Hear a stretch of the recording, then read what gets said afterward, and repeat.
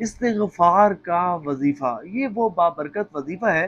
کہ جس کی کثرت کرنے کی برکت سے دعائیں قبول ہوتی ہیں، حاجات اور مرادیں پوری ہوتی ہیں، مشکلات حل ہوتی ہیں۔ وہ کچھ ملتا ہے کہ جس کا بندہ تصور بھی نہیں کر سکتا۔ سنیں گے، سن کر ایمان تازہ ہو جائے گا۔ امام احمد بن حنبل رحمۃ اللہ تعالی علیہ، ایک مرتبہ آپ سفر پر تھے کہ رات کا وقت ہوا، عشاء کی نماز کا وقت تھا،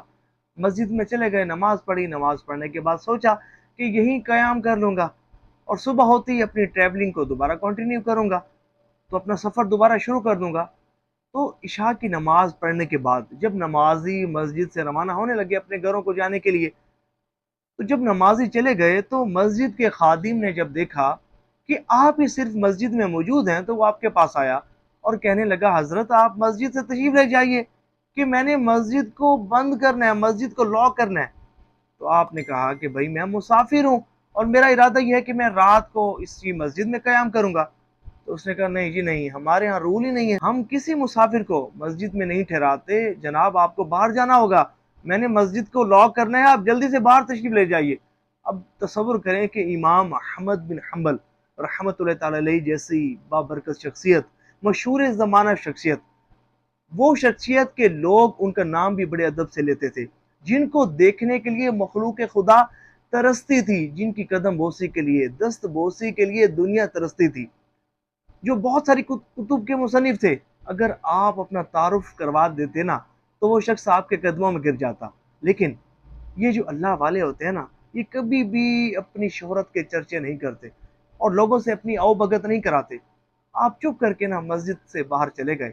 ایک نان بھائی، نان لگانے والا، نان کا کاروبار کرنے والا، بریڈ میکر، وہ آپ کو دیکھ رہا تھا اور یہ منظر سارا دیکھ رہا تھا۔ تو جب اس نے دیکھا کہ ایک شریف النفس بزرگ، جن کے چہرے پر عبادت کا نور ہے، تقوی کا نور ہے، پرہیزگاری کا نور ہے، جن کے چہرے سے پتہ چلتا ہے کہ یہ اللہ کے عابد ہیں، یہ کثرت سے عبادت کرنے والے ہیں، تو وہ شخص آپ کے پاس آیا اور کہنے لگا کہ آپ آج کی رات میرے پاس قیام کیجیے گا، مجھے مہمان نوازی کا شرف عطا فرمائیں۔ امام احمد بن حنبل رحمۃ اللہ تعالی علیہ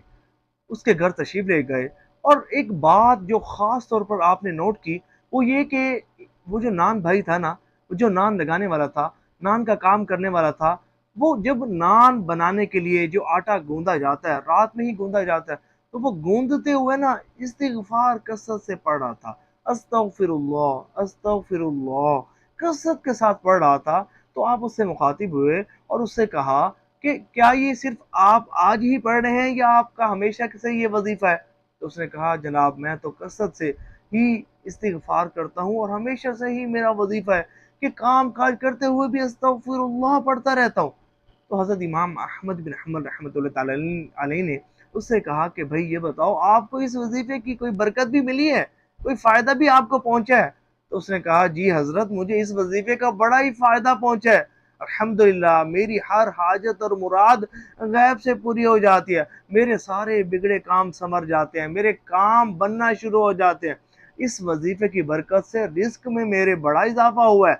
اور کوئی ایسی دعا ہے نہیں کہ جو قبول نہ ہوئی ہو، سوائے ایک دعا کے کہ کافی دنوں سے میرا دل یہ مچل رہا ہے کہ کاش کہ میری حضرت امام احمد بن حنبل رحمۃ اللہ تعالی علیہ سے ملاقات ہو جاتی۔ تو جب حضرت امام احمد بن حنبل رحمۃ اللہ تعالی علیہ نے اس کی بات سنی نا،